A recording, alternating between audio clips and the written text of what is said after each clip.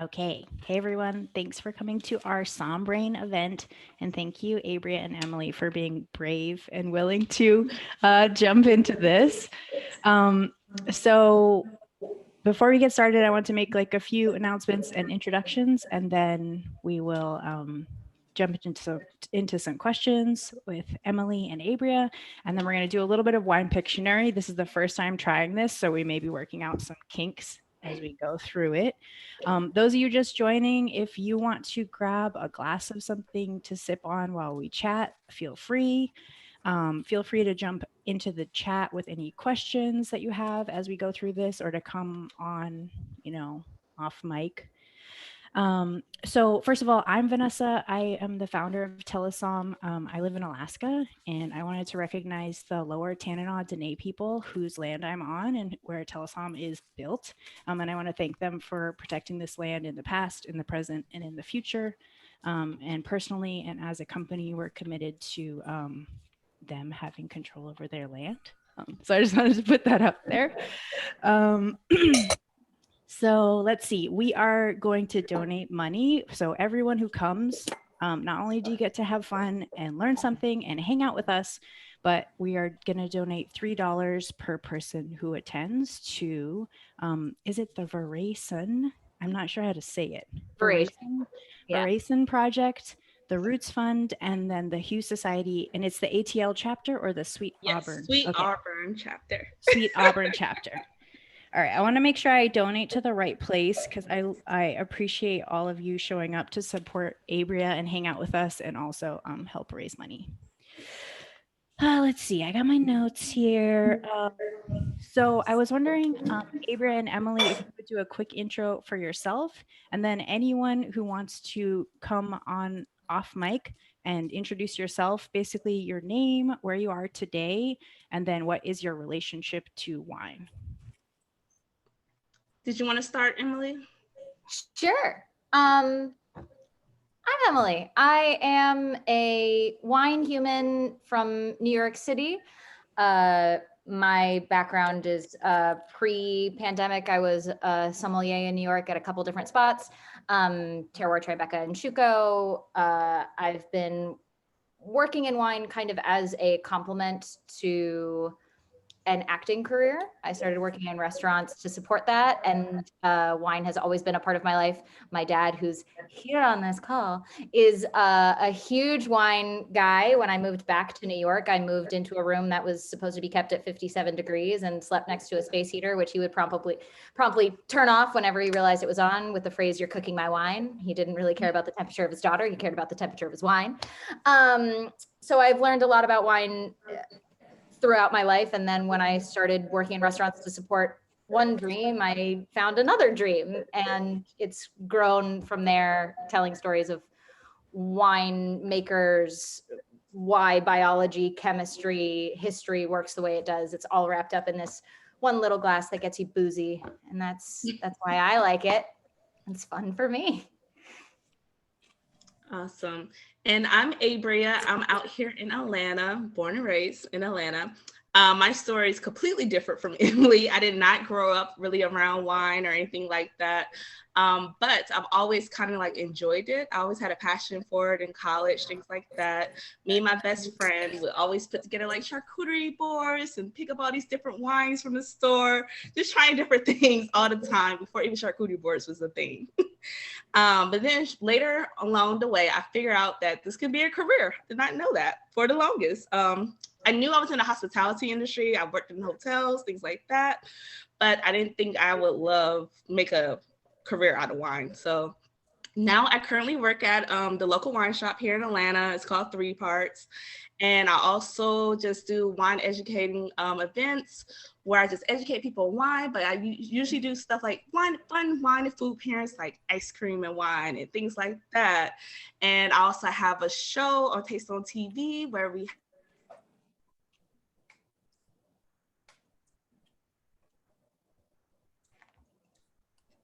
And your audio cut out for me in the last minute. Will you just repeat what you just said after Taste of TV, Abria?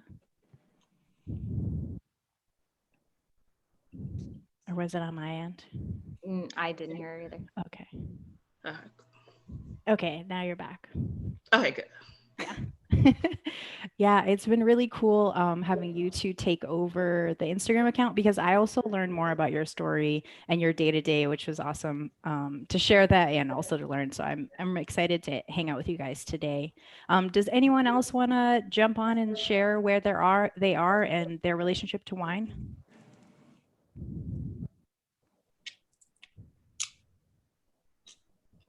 No brave takers. I love that you're both in your hometown right now. That's like super exotic to me because I'm someone who's moved all over. So I'm always interested in people who live in their hometown, even if it's a large one. Okay, so let me present.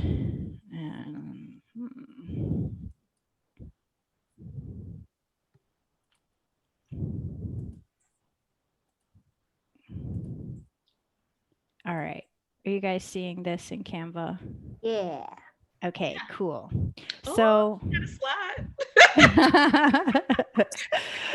So I, as a wine curious person and a wine lover, but definitely not an expert, am so fascinated by how your brains work.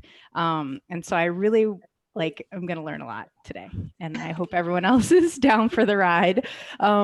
So the first question I have for both of you, and you can just pass it back and forth, is what was the last time that a wine took you on a journey? Maybe you remembered something, or maybe it reminded you of something sensory. Abria, do you want to take this one first? Yeah, I can. I remember when I was just trying a lot of different wines, and one of the wines I was trying was a Follet Blanche. And as soon as I drank it, it's like, they're high acid wines. And the first thing I said was like, this reminds me of like a grapefruit, but not just a grapefruit, like a salty grapefruit. And it brought me back to when I was a child. My grandma used to put salt on her grapefruit like all the time. And I always thought that was just like the weirdest thing. But that's why I was like, this is exactly what it tastes like. Grandma's salty grapefruit. So like at the time. That's awesome. Yes. I think that's amazing. Why do you know why she put salt on her grapefruit? That was her where that thing. came She from? put salt on everything. Grapefruit, strawberries. It didn't matter. She liked salt and fruit. And I'm just I have friends who are Italian, and it's like the prosciutto and melon thing where you like put salt on everything that's like sweet because it makes it sweeter. Like it brings out that kind of like sweeter thing. Yeah, I guess so. I never thought that. I was the kid who, of course, wanted to put sugar on everything. So Right. Yeah. That would make more sense to me. But I get it. Salty grapefruit. Now I'm like craving going to the beach. I forget what it's kind of Oregon Pinot Noir in general. I forget what the first Oregon Pinot Noir I ever had was, but whenever I have those like very brambly, earthy, like sticky stemmy Pinot Noir things, those from the Willamette Valley, there was a little path behind this house where my family and I spent summers. And it's this like because growing up in New York, you like don't see nature. Every time you drive by a horse in a car, you're like horsey because you don't see wildlife ever except squirrels and rats and pigeons.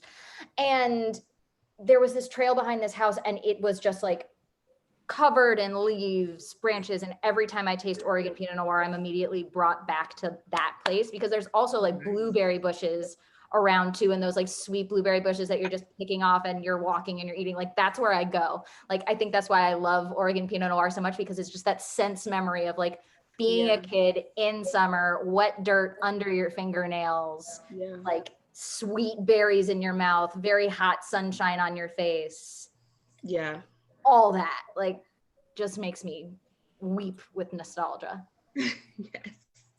Yeah. That's what I like about wine too, because I know a lot of times when I'm drinking a glass of wine, I'm thinking about where I'm like all of a sudden I'm in a whole nother place a lot of times. It's like, oh, I'm just like at the beach because this is like the nice beach wine. So now I feel like I'm at the beach because I'm drinking this wine, or I feel like I'm in the mountains or something like that. So that's one thing that definitely always happens with wine for me too. Yeah. Yeah. It's also like how do I want to feel? Yeah. Like I'm opening this wine because I want to feel transported. I want to feel like I'm not, especially this year, like I'm not in my 700 square foot apartment with my dog and like the same person that I've seen, you know, for the past 365 days every day. Like I want to feel like I'm on a beach. I want to feel like I'm in the forest. I want to feel like I'm in the Canary Islands and there's like volcanic soil underneath my feet and I can feel sand between my toes and all that. It's transportative, or whatever appropriate word that is. Yeah, I love that. And I feel like it's a wormhole to a place you've never been or a place that you've been in the past. And that's so interesting to me about how the brain works with wine. Does anyone else have a sensory memory they want to share, either on voice or in the chat? Oh, there's 2 chat. I love salt on lemons, Angela. Oh, I guess I love preserved lemons, so that's salty lemons. I grew up, salt on lemons was a thing. I gotta try it. It's really good. I believe you guys. Right now. I guess it kind of like balance things out. I don't know. Yeah. Okay, wait. How do I still move my... My almost sister-in-law sent me a video of my nephew trying a lemon for the first time the other day. And I'm like, okay, so when I teach wine classes now and I tell people like what acid is, this is the video I'm going to show, where it's just him being like, and like puckering his face. And I'm like, yes, that's what it is. Because people are like, how do I tell the difference between acid and alcohol and tannin? I'm like, that visceral response of that baby eating that lemon, that's acidity right there. Yeah. Okay, so I think, Abria, you're studying now for exams? Set 3. Me too. Okay, so you're both studying for 3. Need to get together, Emily. I didn't know that you guys were both studying, but then Emily, you recently posted, and I was like, oh my God, this is going to be so great on Somm Brain because you're doing it now. Yeah. So I want to get into the nitty gritty of how you study for these exams. And also I'm curious how much wine you have to drink, but that's aside.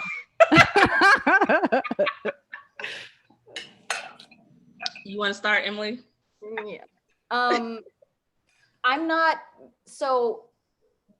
very lucky because when my brain latches onto narrative, it's that like actor piece where it's like memorizing a script is really easy. So if I can tell the story of a wine, that's how I remember it. So if I can tell the story of like, you know, Duke Philip the Bold in 1592 says that Gamay is a very bad and disloyal grape, and then we banish it from Bert because he wasn't making enough money on his Pinot Noir taxes. So we banish it to Beaujolais because we switch from limestone to granite soils. And when I can put that all in the context of a story, it's so much easier for me to remember, which is actually why I think WSET has been a challenge for me compared to CMS, because the WSET book is literally just facts. Yeah. Like, this is what a cutting is, and this is what a plant, like, you know what I mean? Like, it's not, there's no narrative around it. There's no human piece. It's very scientific. So I think one of the reasons when I took biology in high school and I really loved it is because photosynthesis was a story to me. Like, I could imagine the journey of the sunlight cells coming into the leaves, which produce the sugar, which makes it grow. Like, that whole thing is very narrative based.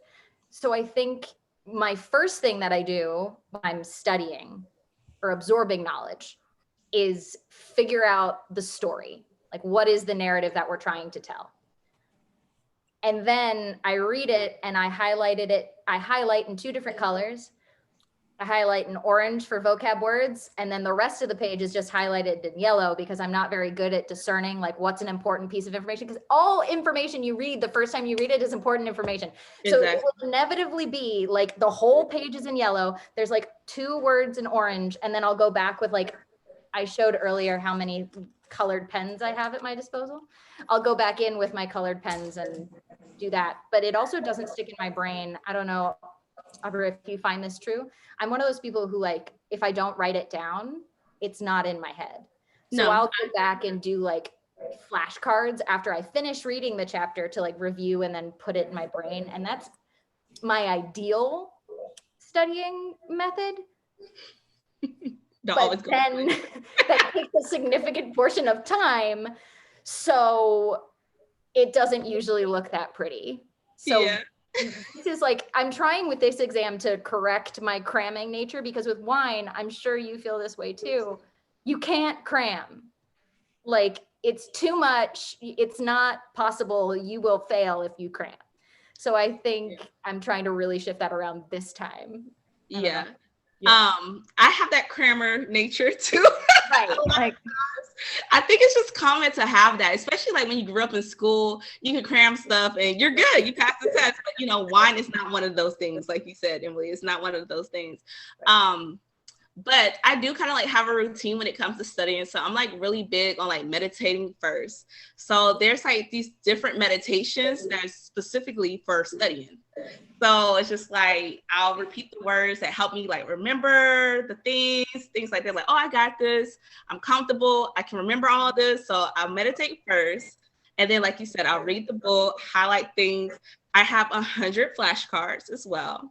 But what makes it easier for me though, is because I work in a wine shop. So with me working at a wine shop, I'm looking at the bottles, I'm understanding the wines. And my boss is also like knows that I'm studying. So she's always like quizzing me all day and stuff like that too. So that definitely helps. And then, you know, what Debbie said, 3, a big component is blind tasting. So with blind tasting, like I said earlier, I'm part of like a blind tasting group where I blind taste. Every now and then I'll get somebody at the job to just like back something up for me, and I'll blind taste at the house. One of my family members, they're pouring a glass and I'll just blind taste at the house. Or when they're bringing in wine, sometimes they have us blind taste just because they love blind tasting too. Just like different things like that has been like kind of like my process for studying, is making sure I just have 100 notes and going over it over and over and again, things like that too. I feel like and then like doing like the sample questions, because W said 3, another big part of it is the essays. As we know, like the essays are like 4 different parts and it's like all these long questions. So you have to like really work on your writing skills too, because that's like a big component of the test as well. That's the thing that's actually, I think, what I miss the most about pre-pandemic was when I was working in restaurants and you're around it all the time. And like, even if I'm not going to buy that, you know, $420 bottle of Lefleuve, when somebody orders it, I can still taste it to make sure it is sound. So like making the amount that you get to taste when you're working in wine is such a huge leg up, because otherwise, like how much wine you drink, that's an absurd amount of money to spend for like 1 or 2 or like, you know, 3 ounces or whatever the wine is that you're going to need to do when you study, or, you know, it's just a lot to put towards that. So working in a wine shop, working in restaurants, like that is the key to the puzzle, I think, for me when I'm studying. No, I think so too. Yeah, I think so too. Because like you said, when I do bring, because when you're, especially working at the wine shop, or, you know, like I said, I have a show, things like that, I'm always opening bottles or whatever. When you're working there, when you get home, you don't feel like drinking a lot. Like I don't drink I drink rarely when I'm at home. Like I don't drink much for fun anymore. It's just literally, if I'm gonna drink for fun, it's cocktails. Like it's funny because I'm just studying. It's like, I think after the first time I like passed a wine exam, I was like, I don't want wine. I want like beer or a Negroni or a margarita or something. Like I want anything that's not something that I just spent all of this time like preparing for, because I'm not going to be able to like stop rolling through the flashcards in my head. I want to be able to drink and not think. Exactly. Yeah.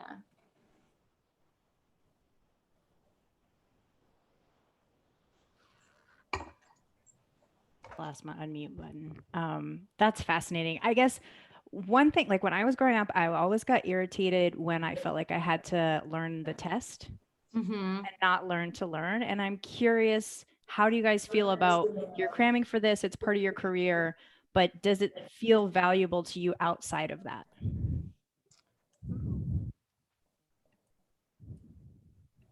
I feel like it's valuable to me because, like I said, I didn't grow up like traveling or things like that. So like learning about it, I take those experiences outside of wine too, for sure. Yeah. I would say that.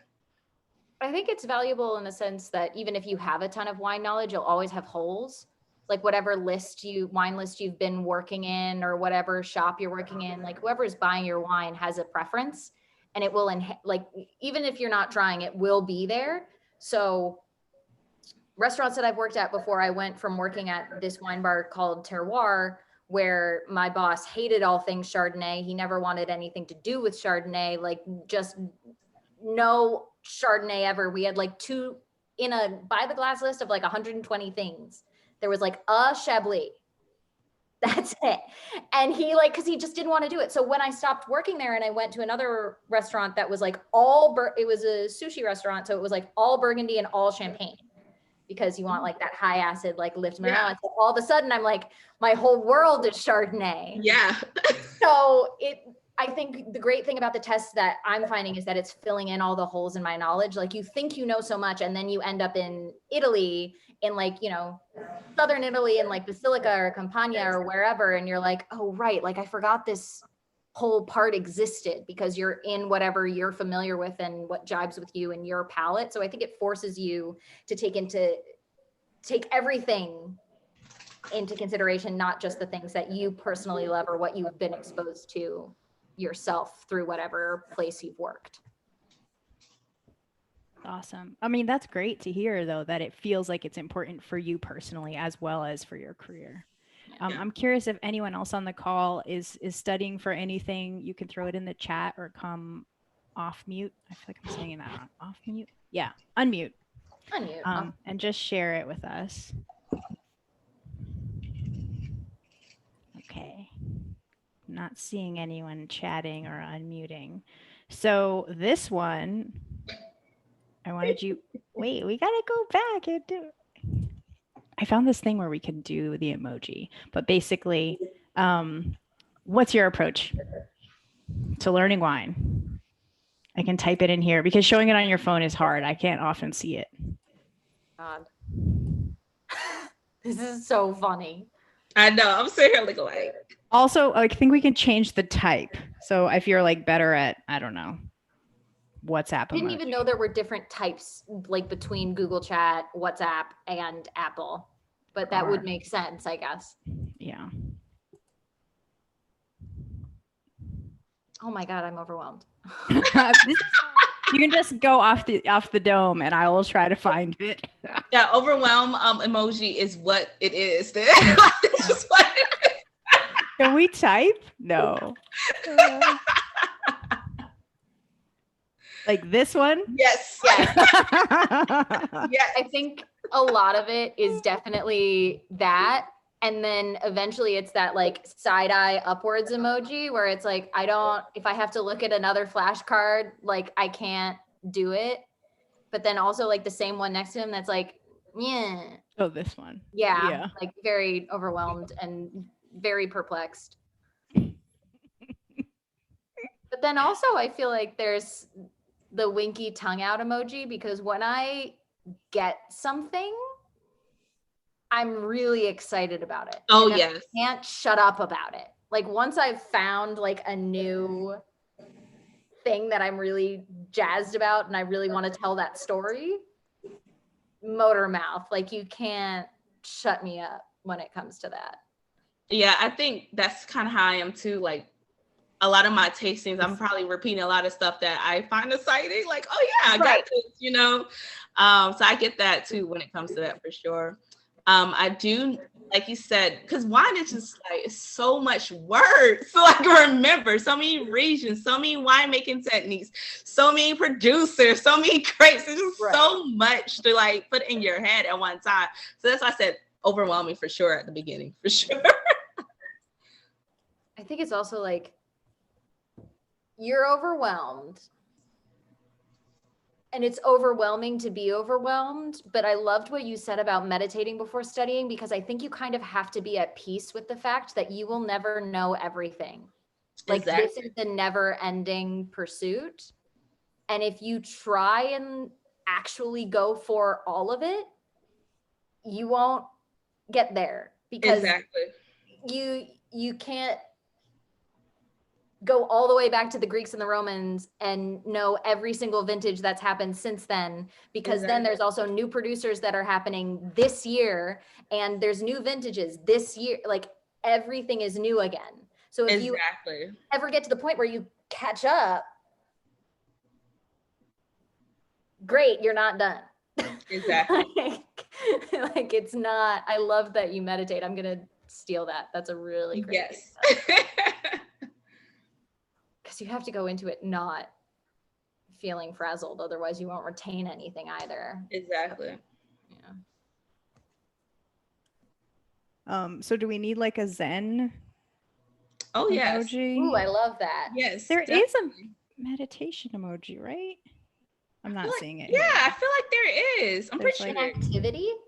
Activity. Is meditating an activity? Well, there's the bathtub one. That's very meditative for me. I'll just write it in here. Zen emoji. Awesome. Well, thank you for indulging me in that. All right, let me full screen this again and we'll move on to the next one. If anyone else has some emojis that they want to put in the chat, feel free. So speaking of, you can't learn it all. What's one thing you always forget or something you always miss in a blind tasting? We were talking about that earlier with blind tasting. Emily said she's not really good with whites, but for me, I'm not that good with reds. I feel like with reds, when it comes to blind tasting, I'm kind of like thinking I'm right, and then I start thinking something else, and then I don't go with my first gut, and then end up being my first gut, and I'll be mad at myself. So like that's the thing with blind tasting. You always kind of like go with your first thought, because when you go with your first thought, most likely it's right. And I'm one of those people always like second guessing myself, like, no, maybe it's not a Pinot Noir, maybe it is. Just like things like that. So you just have to like you just have to just trust yourself that you know what you're talking about, I would say. So I think for me, it's like red wines, just, you know, really understanding the blind tasting format of that for sure. Yeah. I think so. Something Laura De Pasquale said, who is a MS, when she was teaching a blind tasting seminar that I went to once, she said, you will never be able to convince yourself you're wrong. So when you go into a blind and you smell and you have that first instinct, you'll never be able to get away from that. So as much as I want to trust my first instinct, there's always Laura in my head being like, you're never going to be able to convince yourself you're not wrong. And she also said that when you take a multiple choice exam, the strategy is eliminate 2, because then you have a 50% chance of getting it right when you guess, as opposed to a 25% chance of getting it right when you guess. So the idea I try and do for blind tasting is like eliminating down. Like, what is it definitely not? Yeah. Like, if it's not floral in any way, shape, or form, it's not Viognier. Like, if there's no honey or lychee, it's not Gewürztraminer. Like, and doing that helps me, because when I go into the blind, I think I'm more overwhelmed blind. So since we live in a panorama, they always buzz just one buzzer in New York, and it's always ours because we're in the middle. But yeah, I agree with Emily to like narrow it down for sure, because you have to start putting in categories. Like we put in categories like, this is a tree fruit. Again, tree fruit. So what wines give you tree fruit? What wines give you citrus notes and things like that? What wines, that's kind of helped me. I categorize the tasting profile of my wines. But with reds, that's why I think I do better with whites than reds. Because with reds, it's hard to kind of like categorize them, right? Compared to whites. I actually feel like it's easier to categorize reds than whites, because reds to me, I feel like I can tell acid, tannin, and body easier in reds than I can in whites. Okay. Because, so when my friend blinded me on the freaking Albarino that I thought was Italian Chardonnay, like go away. Like that made me feel so embarrassed because I was like, there's no way this wine is like high acid because it had all this oak on it and it was like covering the acidity and it was like very soft and it was like medium minus body, but it still had a salty thing. And I didn't trust myself because when I like put it in the box of like Albarino must be like citrus, high acid, salty, like beach wine. And then you get something that's like a little off because the producer felt like getting frisky with oak or whatever, like then screwed. But like, I feel like you can't do that. I feel like we're more used to experimentation with red than I am at least with white. The one thing I will say that I know I got it wrong on one of my first exams, and I still to this day can never keep the two separate, is liqueur de tirage and dosage. I don't know the difference and I don't know where they come in the sparkling fermentation method. I can't keep them straight in my brain. And I know that I don't know them. And I don't know if I'm just fulfilling a prophecy of like telling myself that I don't. Could be. That could be it. Right. And so now I don't know if I should even say that out loud. So I have to, even before this, I looked it up and was like, okay, you're going to remember it. And I don't remember it. Yeah, you're putting it in the atmosphere. You're like, I'm not going to remember it, so I'm not going to remember it. Like, that's literally what you're doing. I listened to a podcast the other day where Selma Hayek was the guest, and she talked about string theory and how the words you say, she went into this whole thing about string theory and molecules and vibrations and all of that, and what you speak aloud actually moves things around to be able to make them real. And now I'm thinking I need to stop saying what I always forget out loud. So I'll stop forgetting it and shift those atoms around a little bit. Yeah. And you know what? Just to piggyback off that, I think that's a big thing in the wine world because you're always around somebody who's smarter than you, right? Like you're always going to be around people who's smarter than you. So you're telling yourself like, dang, I'm not on that level. Like you always have that imposter syndrome thing going on. Like, dang, I don't know if I ever going to learn that, if I'm ever going to be there. And so you're already giving yourself self-doubt. You're already giving yourself being hard on yourself. So because of you being hard on yourself, you're not going to remember anything because that's just where it is. You're like, you chose to tell yourself that I'm not going to know this. I'm not going to be that smart. I'm not going to, be that person. I think that's the greatest thing about working in wine shops and restaurants though, too, is I love being able to surround myself with people who are better than me because it makes my day not boring. Like if you were the best person on your team, you would be able to come to work and just be like, I'm here, like do whatever. Yeah. Going and always feeling like you have to chase the person who's like ahead of you in the race. I love that. And we at a wine shop I worked at for a few months called Verve Wine, we had what was called a Tempier question, which is just like the most random question that you could ever ask somebody. And it would just be like the weirdest wine knowledge that you only would have gotten because like you did a deep dive into that particular region and it was very, very nerdy always. But because we were always asking ourselves those questions, that's the only reason I know that the only Cremant from outside of France is Cremant de Luxembourg. Like, you know what I mean? And I'm never going to forget that, but I didn't read that in a book. I got it from random Tempier questions with being asked that by coworkers and colleagues and all that kind of stuff. Yeah, I'm the same way. I often say that I want to be the dumbest person in the room because that's a room I learn in. But a lot of people feel very uncomfortable with that. And it gets to something in their core where they feel like insignificant or insufficient. And I've just learned to like be more comfortable with that feeling. But it's interesting to hear you say that as well, that you want to be kind of in a learning environment. And it seems like you're both talking about learning socially, not just from the books. Like it's really a social process for you, and immersive environments are how you learn best, which it makes a lot of sense because there is a lot to learn. Yeah.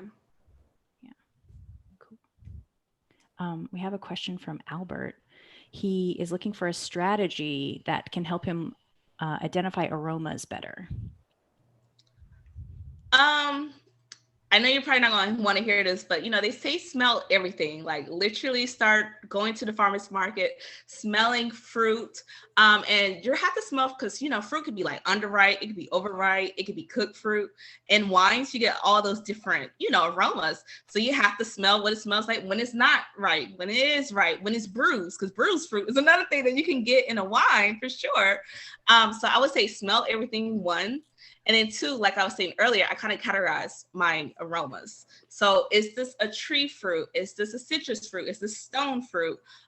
Things like that. When it comes to like fruit, do I smell with overall New World? Do I smell the fruit more than I smell like where it grew from? Things like that. They said Old World tells you where it comes from. That's what I've always was told. Old World tells you where it comes from, and New World tells you the fruit that's in the wine. So usually the fruit would present itself first if it's New World.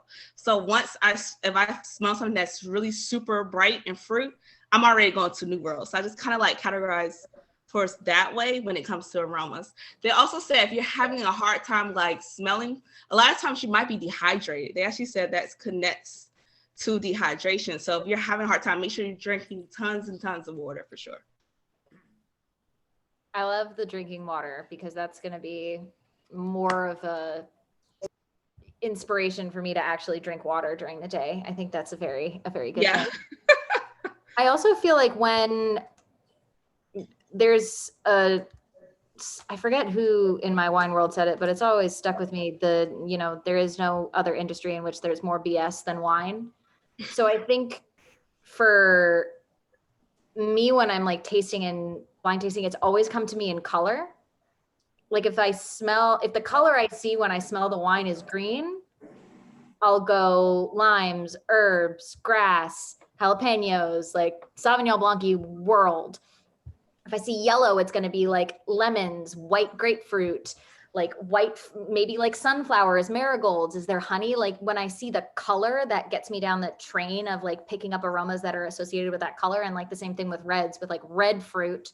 Obviously, there's a ton to be mined there, but also, red flowers. And are we jammy, or are we like very tart and crisp cranberry, or are we like brown and purple, like dark and earthy and more black, like wet forest floor, mushrooms, all that kind of stuff. So for me, color is the best thing when it comes to cool. I've never thought of it like that, Emily. When I come to like tastings, I've never thought that. Now I'm going to try that and see how that works. It's actually really fun because then you can just like pull stuff, because like it's easier to file them away and you go through the roll. Like for me, it's a visual Rolodex that I'm like flipping through in my mind's eye, and that's really helpful.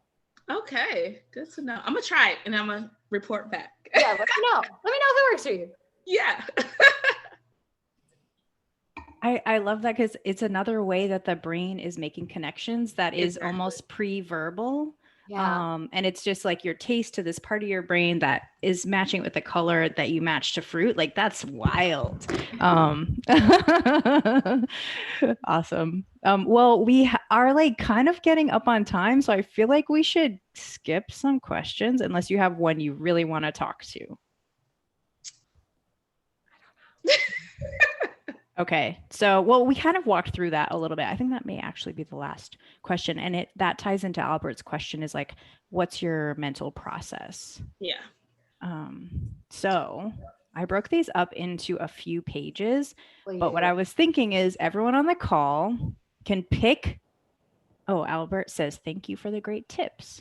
Those were great tips. I'm going to try the color one and the hydration one. Yeah. So you can pick something from these lists and we can scroll through them and try to draw it. And then everyone on the call can try to guess what you have drawn. So hopefully this narrows it down. Oh, maybe it was only 2 slides. Yeah. Hopefully this narrows it down for the guessers. It's a little easier. Wait, can we go back to the first slide? Is that a thing that we can do? Yes. Wait, if I can navigate correctly. Okay. All right. Are you ready? You getting your paints out, Abria? I got my paint. All right. I'm going to mute for a second, let my dogs in, and I will come back. So let's take like 5 minutes for drawing. It'd be so bad. Chill time. People can jump in the chat.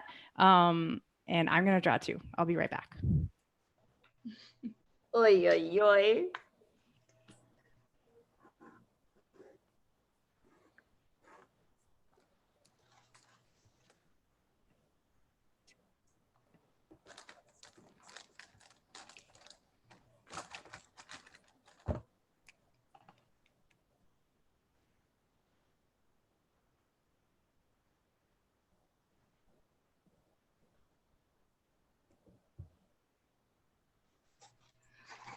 I'm already like, no. I have to admit, I picked one that I've already seen a graphic of, and it's the graphic that sticks in my head. So I'm drawing that, but I feel like that's cheating, and I feel like I should challenge myself. But also, my grandmother is an artist, and she's really good. I did not inherit that skill.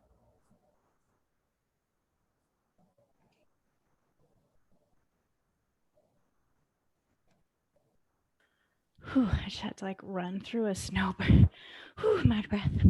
What is it like in Alaska right now?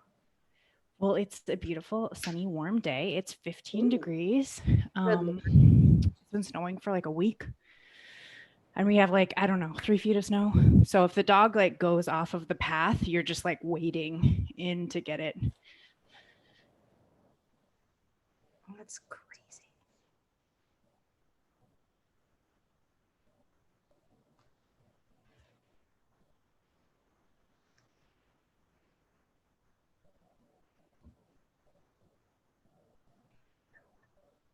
This is very meditative, actually.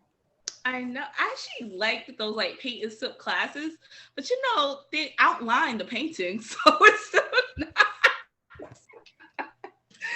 not free painting. I took one of the kids that I babysat to a paint and sip class, like not paint and sip, just paint. She's 7, like, 3 years ago or something. And the instructor was so good. Like, to be able to tell people how to paint and actually get something that looks good, that's a skill. That's really, really interesting. Right.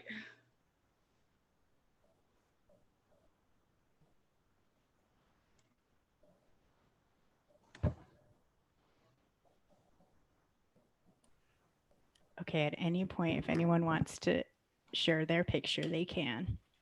I'm not ready. I'm not ready. No pressure, no pressure. I'll show you guys mine. You can guess what it is.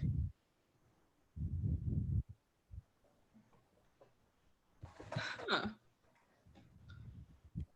Party ball, party dance Hipster music wine. ball, party wine.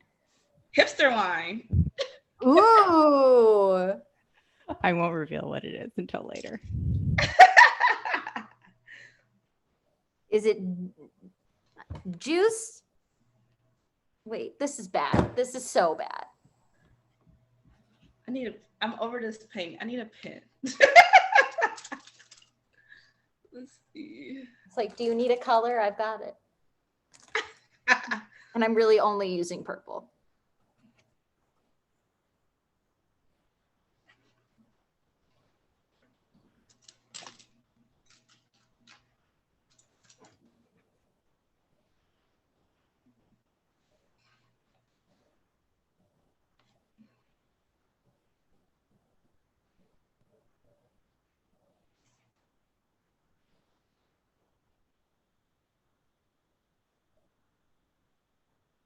This is so hard.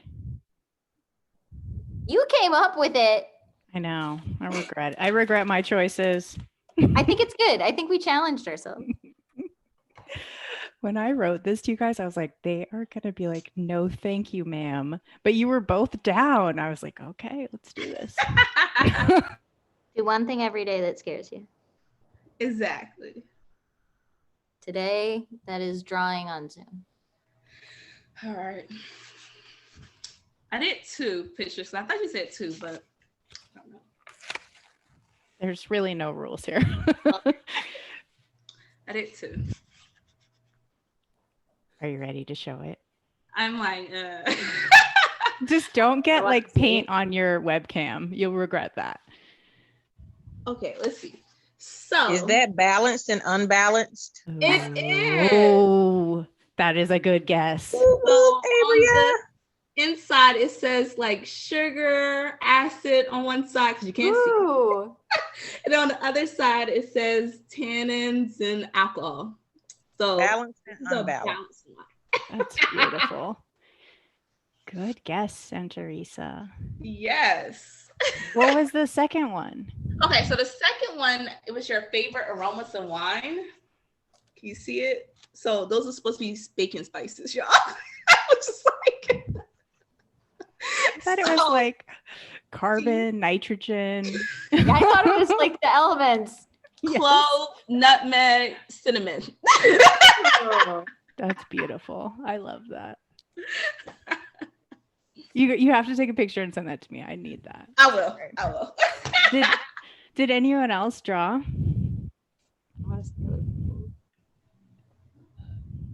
Just like quiet in the gallery. Very quiet. This is mine. That's kind of cheating. I was going to do that one, Emily. I know what that one is. Because it's honestly kind of easy. Yes, easy. Is it skin contact? Mm-mm. Well, I'll let other people guess. But in like the fermentation world, the arrows are important. Anybody got a guess? It's not carbonic maceration, is it? Yeah. So we That was drew what I was the going to- same thing. Mine was the juices dancing inside of the grape. Oh, Oh, wow. Not obvious. that's at all. creative.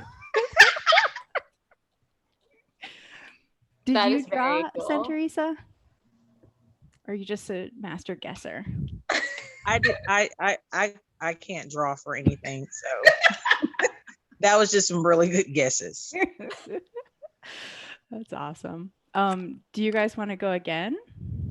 I did too. Good Lord, no. Yours was very good. I will say it was very meditative to just draw these little circles. That was nice. Mhm. That felt nice. No one wanted to take unctuous.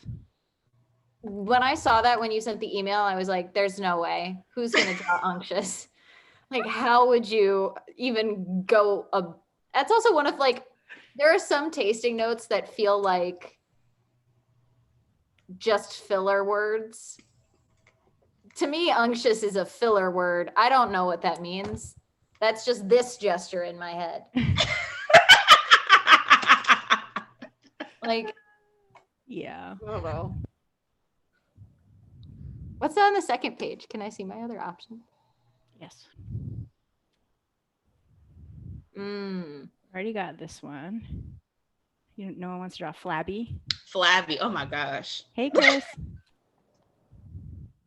We can't hear you, but we see you. Hey guys, how you doing? Sorry, I'm kind of working, listening, listening. Thanks for joining in. Absolutely. You see, we're trying to draw these. No one wants to draw a butter biscuit. Ooh, I feel like that's good though. That's easy. Can you No. draw a biscuit? I can't draw a biscuit.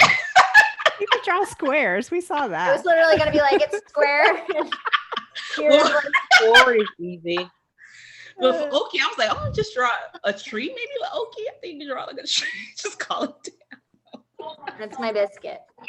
There she is. It's beautiful. That's a good biscuit. Well, my grapes Why, are better why than a don't biscuit. one of you tackle fruit forward? That should be pretty Yeah. easy. Like a piece of fruit and an arrow going forward. That is easy. That's nice. That is a very good visual. I did not think of that. Dang. Gotta Nobody remove else that want to from try people. drawing it? What a shy group here. Well, that was all I had. I just wanted to do a little deep dive into your brains and how they work. All the weird connections that you get when you're trying to match like facts with science and chemistry with what's happening in your body, which is crazy to me. What do you got? Aw. Strawberry forward. You have to send me that. That's too cute. Chris, do you want to draw for us? I'm like the worst. I'm sorry. That's not my forte. Did you see my balance and unbalance? It's not just you, see? But look, I can still make that out though. I'm telling you, that's just not regular. I don't even know what to draw.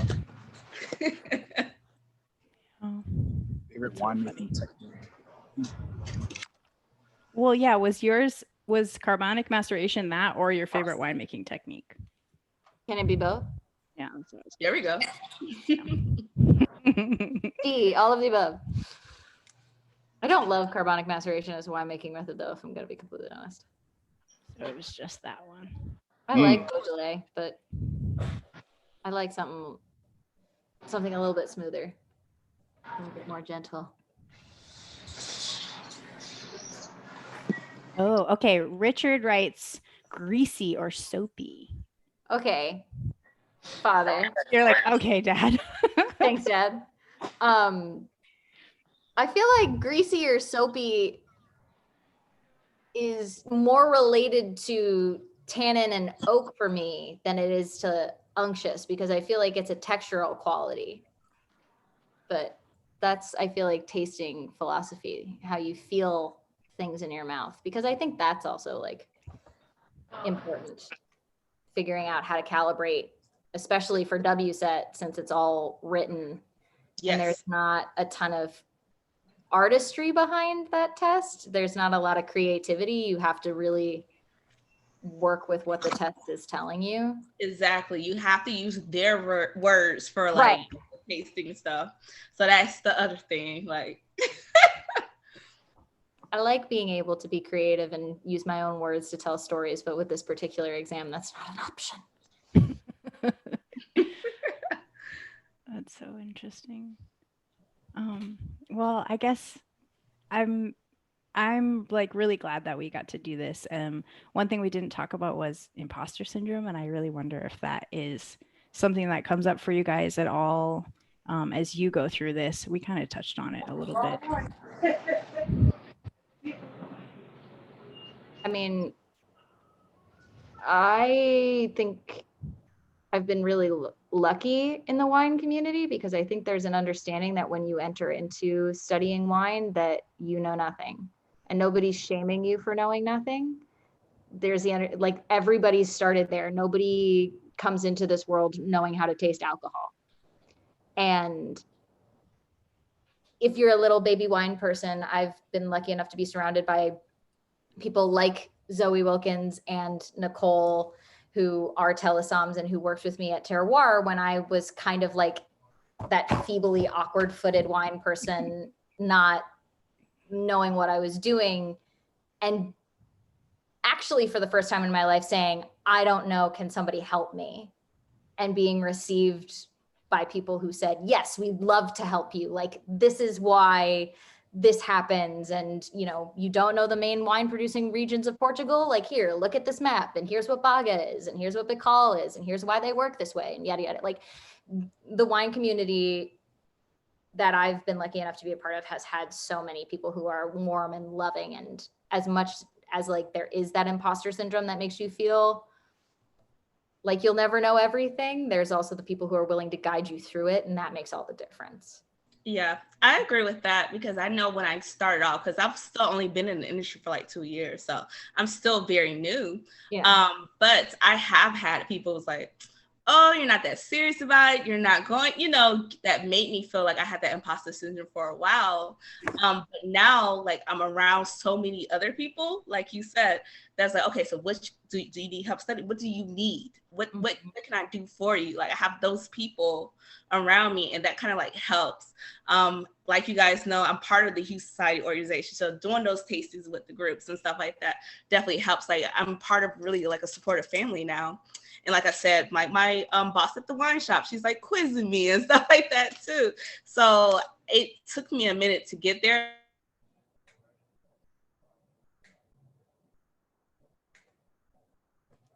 Oh, she froze.